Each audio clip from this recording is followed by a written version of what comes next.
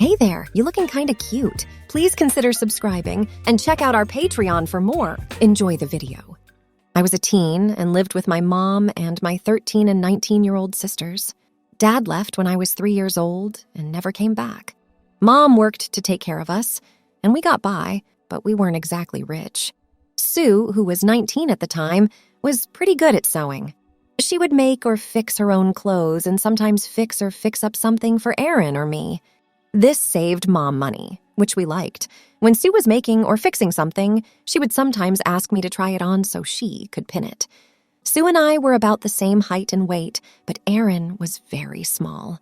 Aaron was both shorter and skinnier than Sue and me, so she couldn't try on the clothes. When I wore something of Sue's, both she and Aaron would make fun of me about it, but it was all in good fun. I would just put on the dress or skirt over my clothes and roll up my jeans without giving it much thought. I was just trying to help out my sister. But they would say things like, "Hey, that looks good on you," etc., just to tease. It was the first day of my 2-week summer break from school, and I was stuck at home. 2 of my school friends were on vacation with their families, and the other was sick in bed, so I had 2 weeks off and no one to hang out with. I was watching TV in the living room. Erin spent the day with her friends and her mom was at work. Sue came out of her room and said, "Sometime this week, I need your help with a skirt I want to take up." "That's fine." "What about now? I'm not doing anything," I said. She said, "You seem pretty interested. Do you want to borrow it when we're done?" "That's funny, but Josh is sick and I'm at home today. If he's not sick, later in the week, we'll be out and you won't be able to see us." "It's okay," she said. "You don't need an excuse." Then she laughed and went back to her room. "Do you want to do it right now or not?" I called her name. "Just give me a minute," she said in response. I turned on the TV again. I didn't plan to try again. I was just trying to help, but all I got in return was teasing. I wasn't too bothered by it, but I wasn't going to bring it up again. After about 20 minutes, Sue came back out and said, "We can do it today if you want, but I'll have to go buy some thread because I don't have the right color, and I didn't expect you to be so eager." She laughed. "I'm just going down to get some thread and a few other things. I'll be back in about an hour, okay?" "Sure. I'll be here," I told her. "The skirt is on my bed if you can't wait." She laughed again and left. After another 10 minutes of watching TV, I got up to go to the bathroom. As I walked by Sue's room, the door was open, and sure enough, her new skirt and blouse were both on the bed. I had a thought as I was coming back from the bathroom. Sis always made fun of me, but I didn't do anything about it. What if I tried it on before she got back and was waiting for her? Just to turn the joke around, she wouldn't be expecting that, and if she thought it wasn't bothering me, she might leave me alone. I went into her room and looked at the skirt and top. Next weekend, she was going to a party, so Mom let her buy a new outfit. It wasn't the one she wanted, but if she cut a little off the skirt, it would work. It was a dark blue skirt and a white blouse. The first real, grown-up outfit that my sister wore. This time, I took off my jeans and put on the skirt. I walked over to the mirror and thought, sure, why not? Then I thought, if I really want to surprise her, which was the point, I'll wear the blouse too. I took the skirt off again and took the rest of my clothes to my room. Then I went back to Sue's room. I found the bag with the new lace top and matching underwear in it. I put on my pants and fought with my top for a few minutes before I finally got it on. I laughed to myself about what Sue might think. I then put on the shirt and looked at myself in the mirror. I put on the skirt and went to look for shoes while I laughed to myself. Even though I knew we were the same size because she borrowed my inline skates, the shoes were really hard to get on. Then I remembered her telling Erin that she would have to wear nylons with the shoes because they were a little tight and nylons made them easier to put on.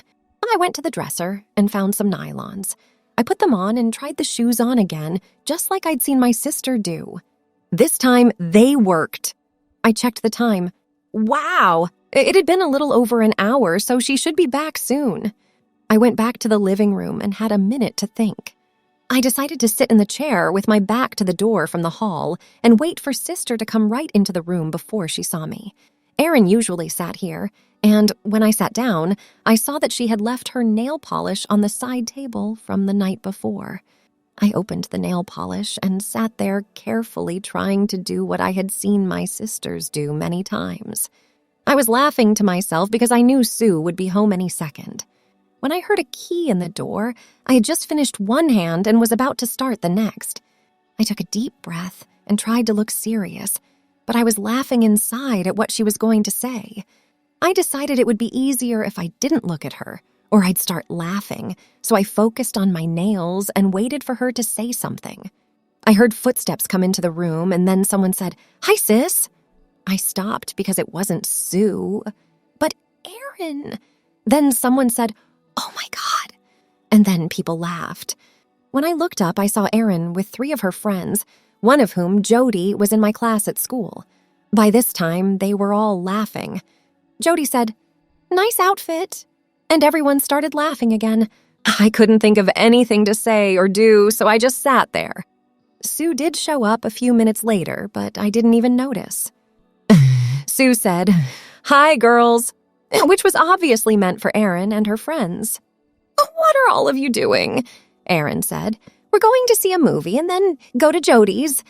By this time, Sue was in the room and could see me, but she just looked at me and said, "You're not going out like that." When the girls laughed again, Sue grabbed my arm and said, "Come on, I'll find you something."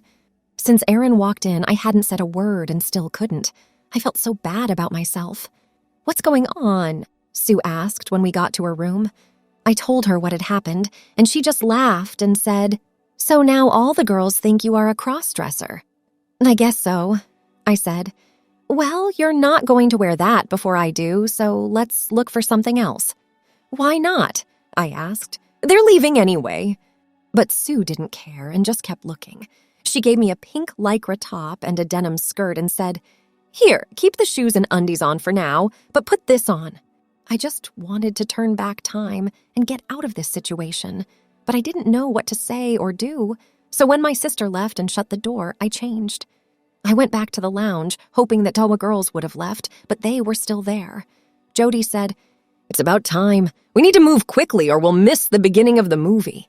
"Well, what are you waiting for?" I asked. "You," she said, taking my arm. Before I knew it, we were walking out the door. I started to have trouble and told her I had other things to do. She laughed and said, "No, you don't. Let's have some fun." Karen asked, "So, how long have you wanted to be a girl?" "What do you mean?" "While you were getting dressed, Sue told us all about it. She said you asked her if you could borrow some clothes and if she would teach you how to put on makeup and other things. She thought you might want to go to the movies with us, but you were too shy to ask. It's fine, don't feel bad. I think it's cute." So I was tricked by Sue. I thought I was making fun of her, but she was too smart for me, and she's probably dying of laughter right now. My sister's friends, including Jody from my class, thought I liked dressing this way. Even if I tried to explain what had happened, it would sound like I was making an excuse. Sue had me in the bag. I thought it would be best to just go along, since Sue would tell them the truth when we got home and everything would be fine. The walk to the movies took about 20 minutes, and all the girls did was talk as if nothing was wrong. Jody would sometimes look at me in a strange way, but other than that, it seemed like we were walking with 5 girls instead of 4 girls and a boy. When I was first dragged out the door, I was really scared, but by the time we got to the movies, I was more calm, so we just got some popcorn and went in to watch the movie. When the movie was over, I asked, "Are we heading home now?" "You can, but we're going to stay at Jody's for a while." I didn't want to walk all the way home alone in this outfit. I wasn't as scared when I was with the girls, maybe because there's safety in numbers, but I was afraid that if I was alone, someone would figure out I'm a guy and I'd be in trouble.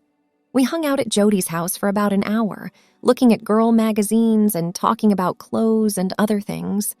I was actually beginning to have fun. As a guy, I was a little shy and didn't talk to girls very often, but here I was with 4 girls, and they were just talking to me like I was one of them. It's the longest time I've ever spent with girls without making a fool of myself. When Erin said we should go home, I was actually a little bit sad. Erin asked, "So, sister, did you have a good day?" as we walked home. Yeah, it was fine, I said. You should join us again next time. That would be cool, I'll do it, I said, meaning I'd like to go to the movies with them or whatever, but I didn't realize she meant I should come dressed as a girl. I saw my mom's car pull into our driveway when we were about 2 houses away from home. She was done with her job early. She got out of the car as we walked up the front path and said, "Hi, girls, where have you been?" Erin said, "To the movies," and we went inside. When Mom followed us inside and saw that Sue was already there, she looked at me again and asked, "Michael, is that you?" Sue and Erin started laughing, and before I could explain, Erin said, "Yes, Mom, but I think we'll have to think of a new name for her. Could someone please explain what's happening?" Before I could answer again, Sue said, "Michael asked if he could borrow some clothes, so I let him." Mom looked at me again and said, "I don't know what's going on, and I probably don't want to, but if you're going to dress like that, we'll have to do something with your hair." "Mom, it wasn't my idea. They made me do it." "Right," said Mom. "Erin is half your size, and when I saw you just now, you didn't look like you were having too much trouble." I started to head back to my room to change and get my pride back. "Where are you going?" said Mom. "To change," I said. "No, you aren't. For now, you can keep doing that." "I just told you it was all a joke," I said. "And I don't believe you, so you can just stay as you are, young lady." Sue and Erin couldn't stop laughing, and Erin told her mom, "He said he wanted to hang out with me and my friends again like this," Mom continued. "For now, you can stay as you are. I need some time to think." So, Sue and Erin made me laugh and tease me for the rest of the day. When it was time for bed, Sue gave me one of her nightgowns and said, "Here you go, sister." I had had enough of arguing, so I put on my nightgown and went to sleep. Thanks for watching. Be sure to check out Patreon for a lot more content and early access to YouTube videos.